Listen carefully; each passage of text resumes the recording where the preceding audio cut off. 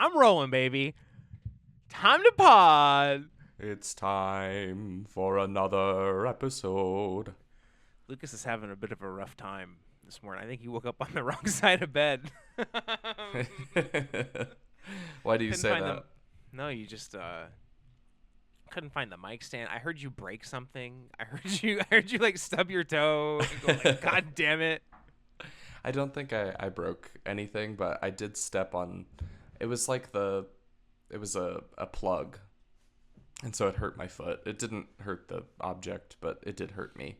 I went to the coffee shop this morning across the street from my house. And I got a cup of coffee, but it's like lukewarm. It was lukewarm when I got it, so now it's like cold. Yeah, And I'm drinking it just for the just for the Joe. minimal enjoyment. Dang, I made a fresh pot in our French press, and it's still warm, and I'm sipping it. It's quite lovely. You look very Yeah. nice. You're looking very sharp today. This is my bartender shirt from last night that I put on to bike home. Nice. Cold. I see. Yes. No, it's good to be alive. Yeah. How about you? Do you feel that way? Yeah, I do. I've been feeling positive about the year beginning, and grateful that, I have a roof over my head and work to go do, I guess. A roof over my head and a gun under my bed. And a monster under my bed, and secrets under my bed, and all my money stuffed under my bed. Under the gun. Under the gun. One day I'll be paranoid. I mean, I'm already erratic. You've But always one day I'll be deeply paranoid. You've always had a bit of a propensity for worry.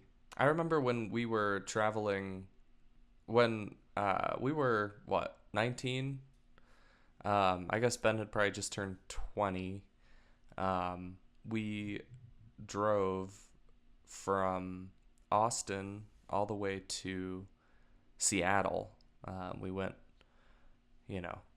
by way of Marfa, Tucson, Flagstaff, Los Angeles, San Francisco, Eureka, Portland, Seattle. Am I leaving anything out?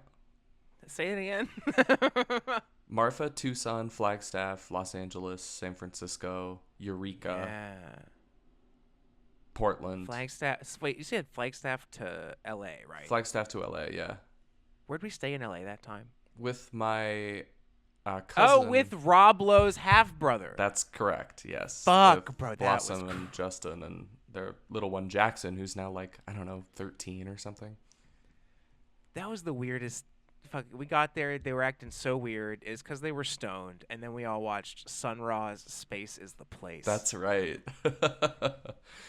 Oh, yes. That was so good. that Such was a an very interesting trip. California experience. Yes, it really was. And then we went to San Francisco and had a very, I feel like, San Francisco experience with your brother and his tech friends. Yeah, we were on a boat, right? We ended up on a boat. Before then, we were at a Game of Thrones watch party.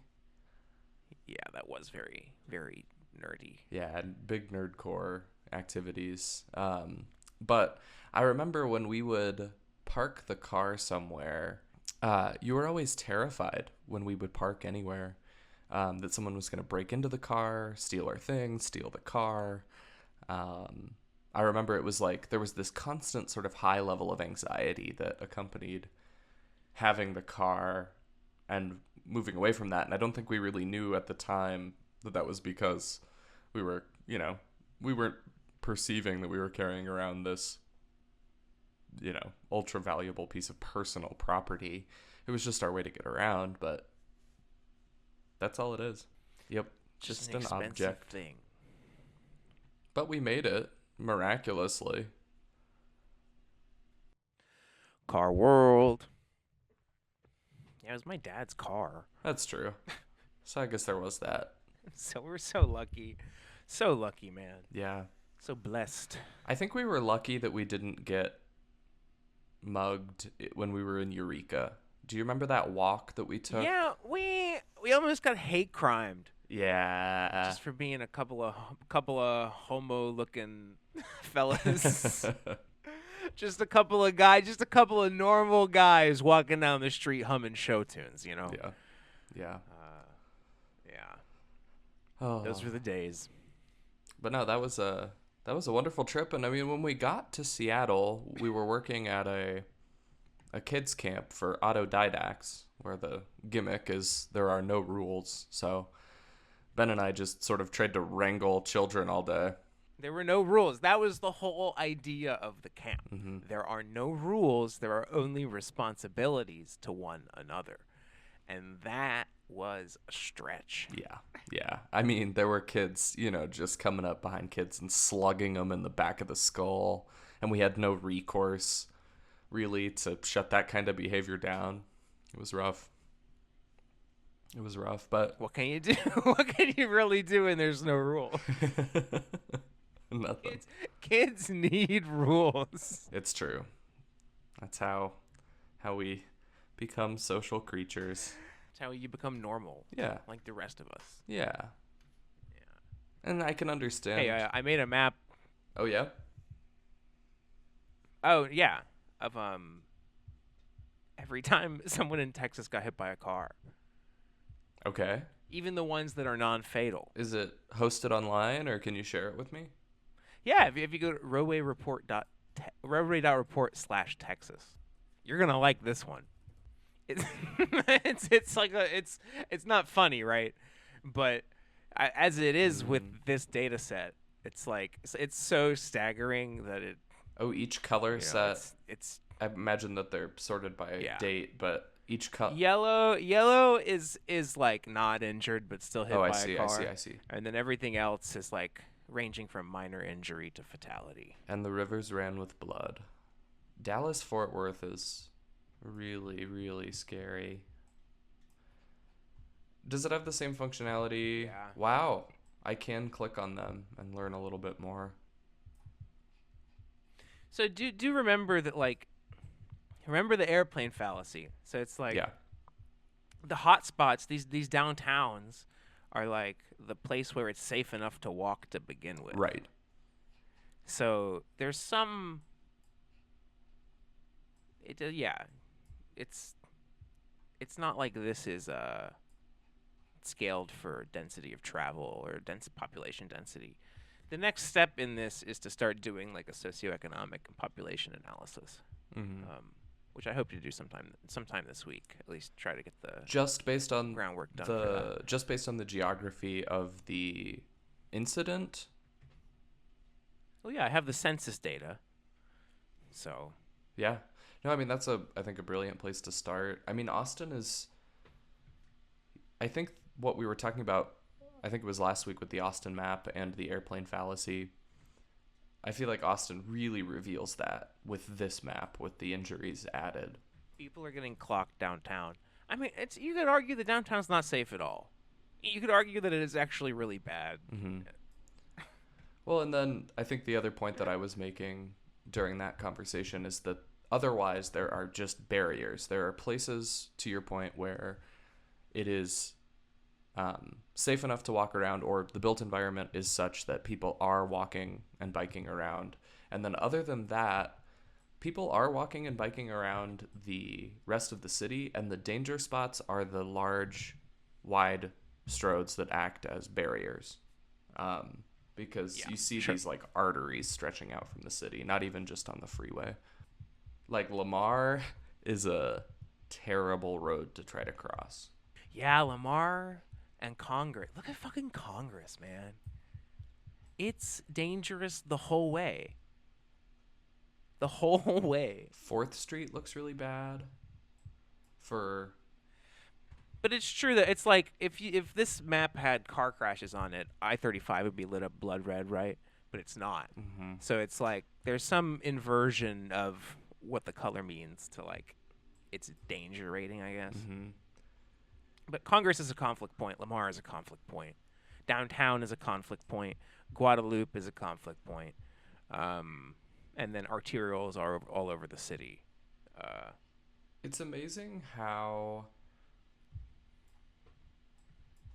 even the distribution is downtown, with most of the markers being at the intersection. Is that just a mapping convention, or do you feel fairly confident that if a dot is at No, it could be a data collection issue. yeah So I mean, if you zoom in, you'll see there are mid block. yeah Um, yeah. So I think it could be a number of things. I do think a lot of collisions occur at the intersection. mm-hmm. I think it's something like half, especially like bicycle and pedestrian collisions. Um, and then I think that sometimes with the data collection, it could be that like the cop is filling out the police report and he puts in 6th and Brazos, and then the computer geolocates the point, and then he puts the point in as the latitude and longitude of the event. Think of it that way. Sure. It's like if you're using a web app or an app to set the location of the event, you're probably just going to say, well, it happened at 6th and Right. Brazos or whatever. Yeah. That'll be the easiest way to. So I think that could be part of it. That's probably why a ton of them, like you click on those ones that are in the exact center of the intersection. Yeah, yeah. And And it then has there's a like full 8 or 9 list. crashes Yeah, there. exactly. Yeah. I mean, it's just like a laundry list. I mean, it's like you're hearing like the bonuses, rack up 4 pedestrian, 3 pedal cyclists, 4 pedestrian, pedestrian, pedestrian. I know, dude. People are getting fucking clocked out here. It sucks. Motorized Look at Houston. conveyance. And there's someone's been hit on every street in Houston, Texas. This is what it looks like. It's awful. Wow. People are getting pummeled, baby. That's tough. But in the rich enclaves, many fewer.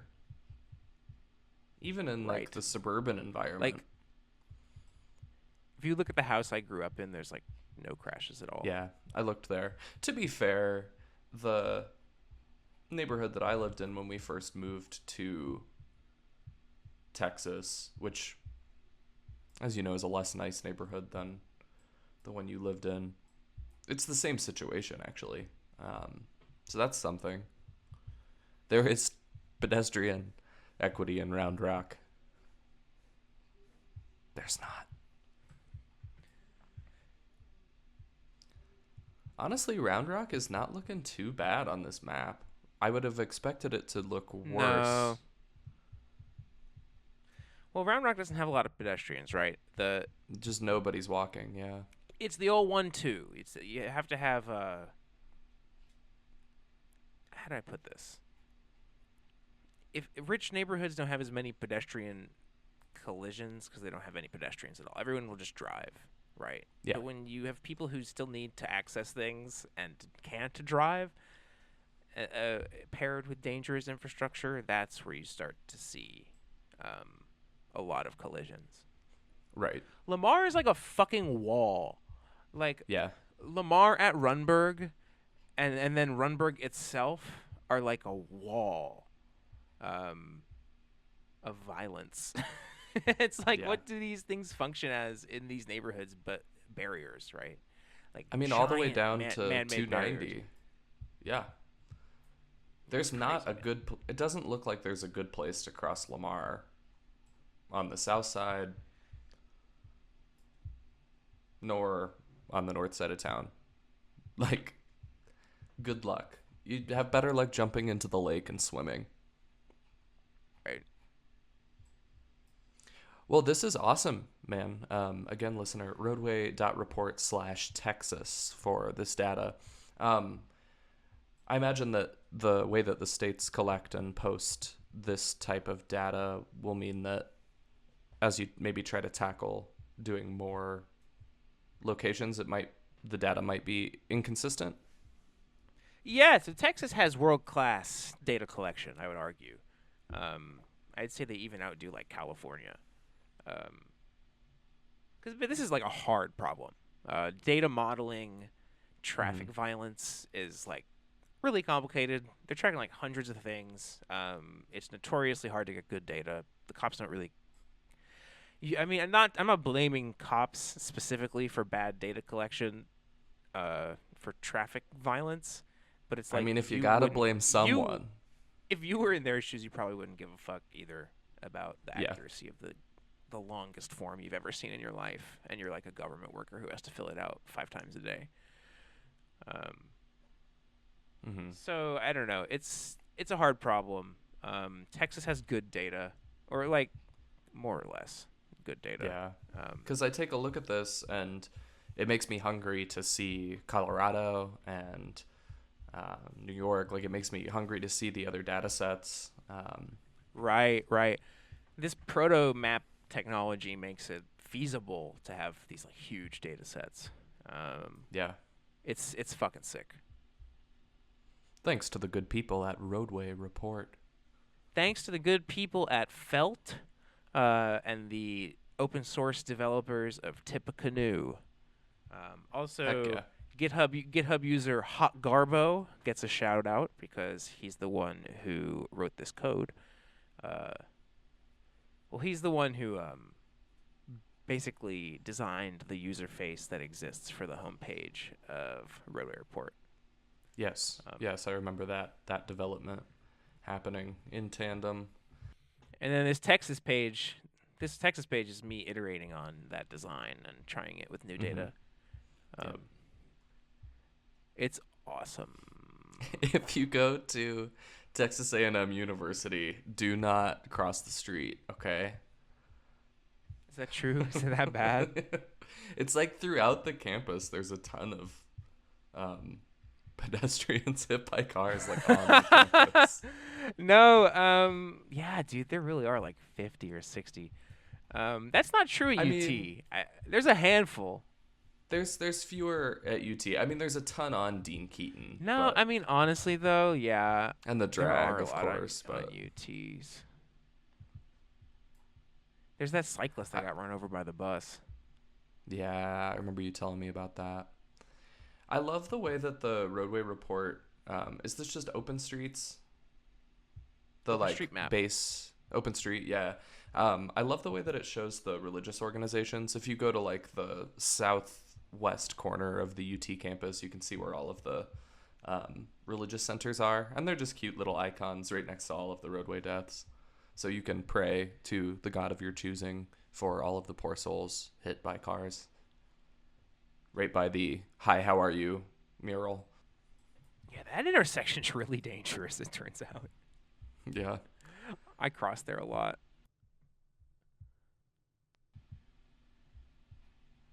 God, there are a lot of religious institutions.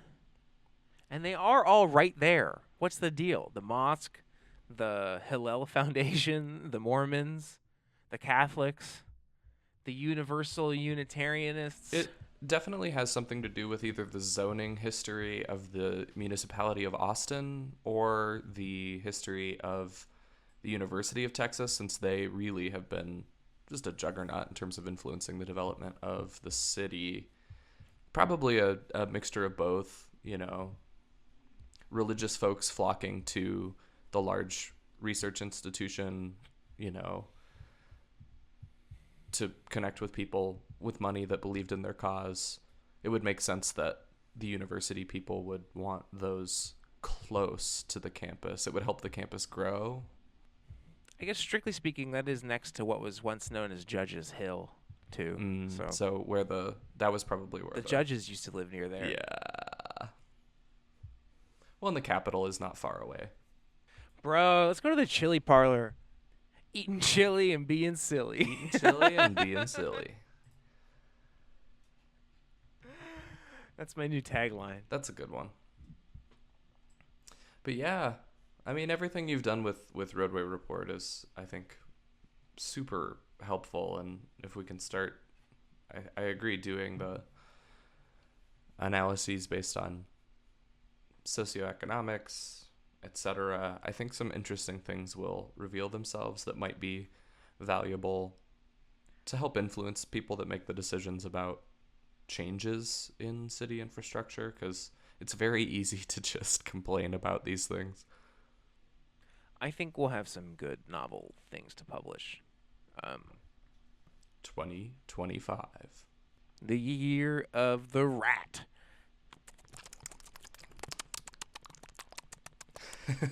Year of the rat. Year of the rat. I feel like we're really pushing the boundaries of what a podcast can be at this point with our rat noises. Jazz. It's jazz. Scoop bop bop bop. Jazz transcends all language, man.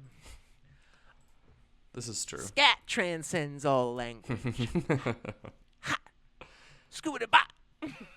I'm gonna go to pedestrian, bike, other deaths on the main roadway report. Yeah. And I want to look at Cedar City. Wow. Cedar City is a town of, I believe it's about 30,000 people. It's in the southwest corner of Utah. It houses Southern Utah University, as well as the Utah Shakespeare Festival. It's a gateway to the mountains to see beauties like Zion National Park, as well as Cedar Breaks, as well as the Bryan Head Ski Resort. It's a really beautiful place. I believe they're building an LDS temple there. It hasn't been a temple town, but I believe it is getting a temple. Very strong LDS influence in the powers that be in the town in Cedar City. But in the last 20 years, it looks like there's only been 4 pedestrian or bike deaths. That's pretty good for a town of 30,000, right? Is this an all-white community, right? Functionally. I would definitely say that there are people of color. There's a lot of Hispanic people throughout the Southwest. But yeah, it's a very predominantly white community. The way you described it to me was, like at least 90% Mormon, right? And yeah, when I was coming up, to me that screams, blonde hair. Indeed, yeah. Indeed. Yeah, pretty few and far between. Any car deaths? I bet that it's a ton. I'm just gonna guess. No, not really. Not a ton. Definitely pretty safe. Definitely more. Especially through the freeway. I-35 I-15. I-15 cuts through Cedar City as sort of the fastest way to get through town.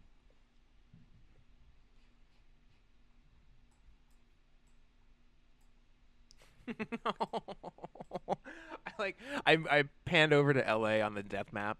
The way they all load, the way it just turns blood red. Mm-hmm. The whole of Los Angeles. The streets run with blood. Yes, they do. Man. Wow. Austin, Texas. Denver, Colorado. Cedar City, Utah. Cedar City.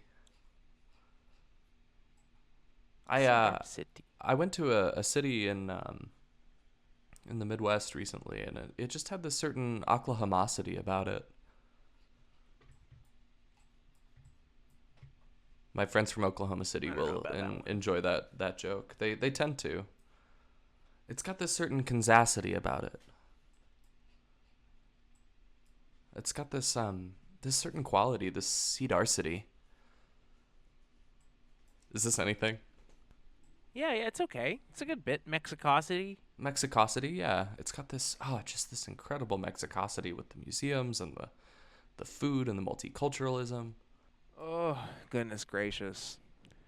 What a long week. Yeah, been working a lot. Yeah, I don't know. Yesterday, okay, riddle me this. It's Saturday night. We're up one staff member, so one of us should go home. It's me or the other guy. The other guy's, I'm like, I open tomorrow. Do you open tomorrow? He's like, yeah, I open tomorrow. And I'm like, all right, whatever. You can go home. So he takes the cut. I show up to work the next morning. I'm the first person there. I'm the first white person there, right? Back of house has been there for hours. I'm the first person in the door. I'm setting up. I'm doing my thing. homie is like 3 hours late to work, and then last night I still had to work a double. I'm like, hey bro, do you want to like stay late because you were 3 hours late? Do you want to switch outs? And he's like, nah, I got something going on later. 3 hours? I know. 3 hours late. And Is it this that guy's hard to not keep even. people This staffed? guy's not even my. No, Is it? no. We just have low standards. Gotcha. That would be very frustrating for me. Yeah. Well, he's no Travis. Don't get me started on Travis. I want to introduce Travis as like a part of the podcast lore, because this guy Nice. gets my goat so hard. Oh my goodness. Every day What is does a he struggle drive? to not bully this person. Takes a longboard to work, Ah. and he has a utility belt, and he's always bothering young women Yeah. who come into the restaurant. That's tough. What items does he have on his utility belt? I don't even know what's in there. I think I saw it's like a lighter in there. Is it like a fanny pack, or is it like truly like individual like pockets on a belt? Belted. Proper utility belt. It's very weird. He kind of looks like a homeless person. At least he's not driving a car to work. That's true. It's true. Pedestrian king. Longboard king. You know who I think about from time to time? Yeah. The Lizard King. That guy Jamie we went to high school with. Oh, Jamie. Yeah, that guy was fucking cool. Yeah, he called himself the Lizard King. And he I think, you know, in hindsight was probably dealing with some mental health issues, had some delusions of grandeur. This person really believed that he was the Lizard King. But he's really fun to be around. He was great. I'm sorry, delusions of grandeur. Like he was grand. I don't know. He was like 6'6". Yeah, he was definitely God among men at Round Rock High School. He's lived 1,000 lives compared to me. Like he's always posting on Instagram. Like he's at a rave, just like partying his ass off. I don't know. And yeah, I can definitely see how he'd probably be going through some shit, right? Like why do we seek pleasure? Why do we seek you know, but to hide but to mask the pain, right? Mm-hmm. But man, he really is living it up. I think he still is. I hope so. I think about him. We had a few classes together, and it was always a good time. Super chill, dude. Oh, I don't want to be in gumbo forever. Yeah, Big Gumbo really takes it out of a man. Would you say you work for Big Gumbo? I work for Big Cajun. Big Cajun, nice. Okay, I have a query. Okay. I mean, you are a query. So you know the Gandhi thing? Yeah, thanks. You know the Yeah, you're welcome. You know the Gandhi thing where he was he had his niece sleep in his bed and he tried to abstain from like being horny. I don't think I have heard this. Okay, we're gonna read about this a little bit because this is good shit. This is good shit. Is it part of our beat though? Are we straying too far off course here? Well, it's part of the gooning beat. Oh. Okay, well no, it's goon news today. Yeah, Ben asked me, you know, do you want to be a part of this podcast? We're going to talk about cities and transportation and infrastructure and public policy. And here we are talking about Gandhi's penis. We do those things. We keep things light. Mahatma yeah. Gandhi's sex test was okay, this is AI. I shouldn't read the AI version. I should probably read the real history. Yeah, we got to be careful of that. Yeah, because it's just wrong. Well, and eventually, like, the AI up. systems are going to create a history that is... Yeah, I mean, I'm not going to go there. We talked enough conspiracy last week. I mean, I know quite a bit about the recent Dalai Lama. Okay, here we go. Yeah. Among the many women subjects with whom Gandhi conducted his experiments in in celibacy tests. These tests, which Gandhi claims were his moral duty, involved him sleeping naked next to nubile, naked women without touching them.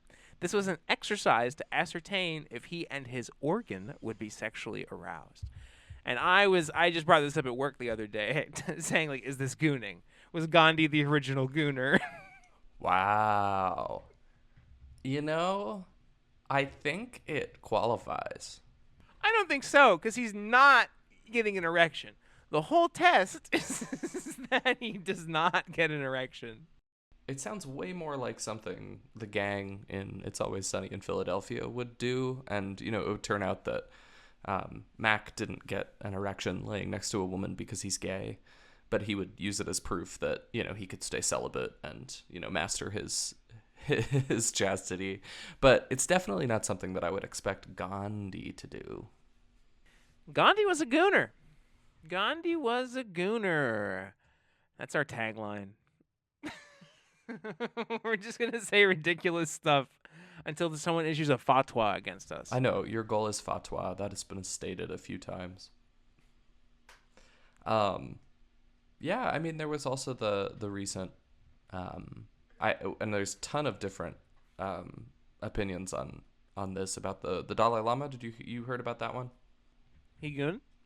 So he was observed in the context of sort of a public speaking engagement, asking a child to suck on his tongue. Wow. And there's some argument that it's part of cultural tradition and that, like, we Westerners just don't understand. But there's also, you know, a lot suspect in the power structures, in how, you know, llamas are named, etc. It's been a while since I sat with this, but it's interesting, you know, religious leaders and important cultural folks that, you know, seem to operate by a different set of rules. Hey, Popey. Hey, Choichi, spit in my mouth, will ya? Right. No, I mean, that is fucked up. I don't know. Why would he say that? Mm-hmm. Hey, look, I'm just whitey, but I don't know. Maybe that does seem a little out there. It's a tough one. Yo, and I'm glad we've brought it onto the pod. I'm sorry for introducing Gandhi's goon. Gandhi's what's the word I'm looking for, Lucas? Goontroversy? That's good. I'm gooning in Gandhi's good graces. I think we certainly were careening to this. We were barreling head first. Yeah, we were always gonna get here. Yeah, sooner or later, it was definitely gonna happen. We were always gonna get here, folks. Welcome to the Goon Cave. Bow, bow. We talk about we're just two white guys who can't resist the urge to be controversial. Oh gosh. Oh my goodness. We really should have started doing this like 10 years ago. We'd be rich. We'd be so rich. But hey, we will be rich. Well, now I don't with know. all that BetterHelp money. I'm sure BetterHelp is gonna jump on this one. I'll sponsor it I'll read a BetterHelp ad. Do some fucking push-ups, you pussy. Use code Gooner for 10% off your first session. Use code Goon Army. Or you'll be depressed forever. Do it. Go get hit by a car, you loser. Oh my god. It's a good. I mean, does that mean we should talk about some traffic deaths? Do some riffs? I think we should probably move into looking at the map, pulling some deaths here. I think that's probably a good next step because remember, there's nothing funny about traffic deaths. Nothing funny at all. I think I'm gonna go to Indianapolis. Indianapolis has a problem. It's a big city. It has a certain Indianapolis. Let's do pedestrian, That bike, one's not a pun. and other. No, I know it's bad. West Washington Street. Lots of pedestrian and cycling deaths there. Let's look at this one. I'm looking at a poor soul on West Washington Street, which is pretty much coming directly west from the river in the heart of Indianapolis, but west of the river, past the Indianapolis Zoo. Washington Street gives access to the zoo. And I'm looking at the one that is between South Addison Street and South Bellevue Place. It's near the West Park Christian Church. It was a poor soul who perished on Wednesday, June 13th, 2018. It was a hit. Is it Wednesday, June 13th? Yeah, it was a hit and run. Wow, minivan. But so if they know it's a minivan, maybe they found them. Driving on wrong side of two-way traffic way. Nice. Ooh, there was a parked vehicle that got looks hit. like they found the guy. A bicyclist, age 22. Yes, drugs involved. Died at the scene. It says that the cyclist was Mexican and white. Yeah. Non-motorist prior action in roadway. So it's just cycling down the road. Yep, that's just using the street. Usually what people are doing. And a 55-year-old male behind the wheel. And it's like the cyclist gets drug tested, right? But he was just biking. Yeah, and they didn't test the driver for alcohol. If they tested me, it would say that there's drugs in my system, right? Yeah. No matter when I get hit or what I'm doing. Right. But could make it into the police report. But they didn't test the person who swerved across the guy several who lanes of the traffic, center line, crossed the murdered center a kid. line, murdered a cyclist, didn't test him for alcohol, didn't test him for drugs. We're riffing, folks. We got bits for days. We got bits. A reminder to our listeners out there that on Roadway Report crash details, you can always go and add your own comments. You can post obituaries if you know the person that unfortunately perished in the accident. You can add links and articles to relevant, maybe reasons why, maybe environmental factors, why this road is so dangerous. Add these in your community. It'll help improve the site. Some of these arterials in Indianapolis suck, man. Yeah, I'm about to use the go to Google Maps function. Thanks for building that. It's super helpful. So Washington Street, where this person swerved across the center line to hit a cyclist, is a 4-lane road with a left-hand turn lane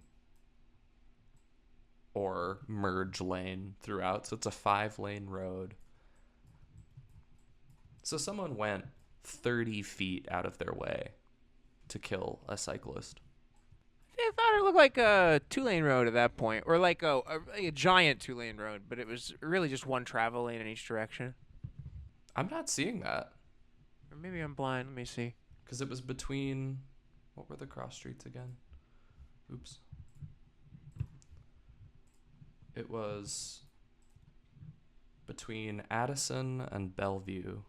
Yeah, no, it's a 5-lane. I just thought road. the two of the lanes were parking. So you say it's if you say it's a 5er. There's still 2 through lanes of traffic there. So I guess it's a 5-lane road with parking on one side of the street. No, both sides. Oh yeah, you're right. Or no, one side, because that's just a mail truck over there. So yeah, so that's essentially a 7-lane road. 1, 2, 3, 4. Or the 5, width. 6. The width is something like 70 feet. Yeah. Remember that lanes are like a lot wider than cars. Yeah. In general, Mm-hmm. except unless you live in Texas, where the cars are wider too. The lanes also are often wider to compensate. All right, let's find a good one. Let's find a funny one. What's the deal? Whoa, where are the jokes? Where are the riffs? We got to find a funny one. This segment is called "There's Nothing Funny About Traffic Deaths." There's nothing funny about any of this. What the fuck? Yeah. I mean, what could be done here? I mean, what is the best mitigating strategy on this road here on Washington Street? Because people are dying on it. Pedestrians and cyclists particularly are dying on it pretty frequently. So what can Indianapolis do? Give that bitch a diet. No, I mean sincerely. Yep. Like, just take a lane away on each side. And I think that this is That's it. and I think That's all. That's the only real solution too. Mm-hmm. And so just giving space back from the sidewalk. I think people often think that space should be taken from between the sidewalk and the built in the structures between the sidewalk. And, that could be good where there's large parking lots. But you're right. We have to take space from the street. It's the only way. Right. It's where the space is. It's all the space. 100% of space is for cars, right? And like every fucking little city street is 2 lanes of parking and then like 1 lane of cars that people share in both directions. Like that's a neighborhood street. And then everything else is more space for cars. Like at minimum, even the safest pedestrian and cyclist streets are the ones that have 100% of their space dedicated to cars. We're just so deep in this shit. People who like bitch about parking, it's like 100% of the city is parking. And I mean, this is true. This is not true if you live in New York, right? But nothing you say about America is true if you live in New York. Like, they're just like 2 different worlds. It's a little anomaly. Mm-hmm. So is our task futile? Like, is it just going to take the collapse of civilization as we know it and resources to be unavailable to power all of these motor vehicles before we change? No, I mean, I don't know. It's true that we've invested a lot. We've invested a lot in like harm reduction solutions, right? But as long as we keep sprawling, the problem will get worse. It's sort of unavoidable, right? If we just keep adding vehicle miles, there's no way to prevent this. So the solution includes dense urban buildup? The solution is reducing vehicle miles. Whatever we can do that serves that end, whether it be bike lanes, making it safer to cross the street, transit miles, transit service, transit infrastructure.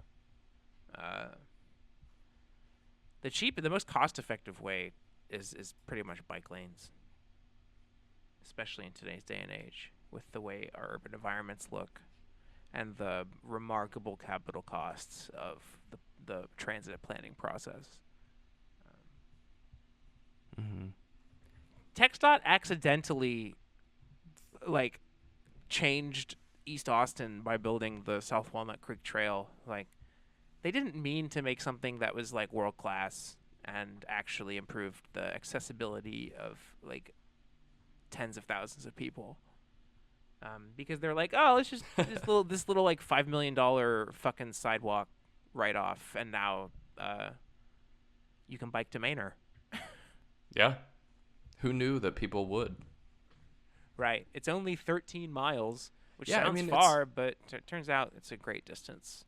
Yeah, I mean, I'm looking at Indianapolis, which is just sprawl. They invented sprawl. Like, there's places that, I mean, there must be places that are going to, if I'm here and I want to bike to downtown Indianapolis. Yeah, it's only 12 miles. It's only 12 miles. But it's never the distance. It's never, ever, ever the distance. It's always the safety. It's always the urban environment. Like, the limiting factor, even for the most skilled cyclist, is the fucking danger of the built environment. Yeah, especially for the most skilled cyclist. A poor cyclist might fall off their bike of their own accord. Oh, no, it's like, okay, if even the most athletic people who are enhanced by technology to navigate urban space, right? Like, then how would someone in a fucking with a walker feel trying to get to the market, right? Like, it's dangerous for everybody, and it's like I'm able to get around in a safe enough way, right? A way where I tolerate it on a daily basis, but I know that one day I won't be able to, if the environment stays the way that it is. I'll have no independent mobility if I were to become disabled. You'd have much less mobility. Well, it'd be so much worse, right? I'd be on the fucking bus. I'd have to buy a car. I'd have to start spending thousands of dollars a year instead of on my, like, you know, that money comes out of the budget. You know, the budget. Sure. So as you know, things change and develop. Are we ever going to see? I mean, because the last 50 years we've seen, you know, an increase in suburban development and therefore an increase in population in suburbs. I think the majority of the country lives in suburbs, like what would be described as suburbs. Like, are we going to see a reverse of that? No, I mean, lest capitalism collapses, right? It's like all of these system problems stem from, from a set of perverse incentives, right? Like, until you can't get rich destroying the world and then people will do it. Mm-hmm. Yeah. That's a super cogent point. And it's, all based on originally the concept of private individual real estate that has now been cannibalized by a corporatism within land speculation and a return to fewer people holding control over the land. We're like, capitalism is careening towards feudalism. Or this country rocks. But it's all based on the theft and the exploitation of the land as a resource in itself. We took it, and now we're only upset because there's not enough for everybody. When there literally is. Which is why it's even more important that we give land back, land back, land back. America's history classes are like, they're a crime against humanity, man. People grow up in this country with no idea of like how we got here. Yeah, I would go as far to say that it's not even a sanitized history, because I feel like a lot of people agree with that point that, like, yeah, I mean, sure, it's sanitized, but we can't tell kids all of the bad things. But no, it's demonstrably false. And here we are in the future talking about boy pussy over the internet. Whoa, it's a good time to be alive, man. It really is. Cheeseburgers are very close at hand. Yeah, we have a cheeseburger-based economy where you eat enough cheeseburgers and eventually you need to see the doctor. Which you can't. Our two biggest industries. Cheeseburgers and doctors. And drunk driving. How do you feel about the Mothers Against Drunk Driving people?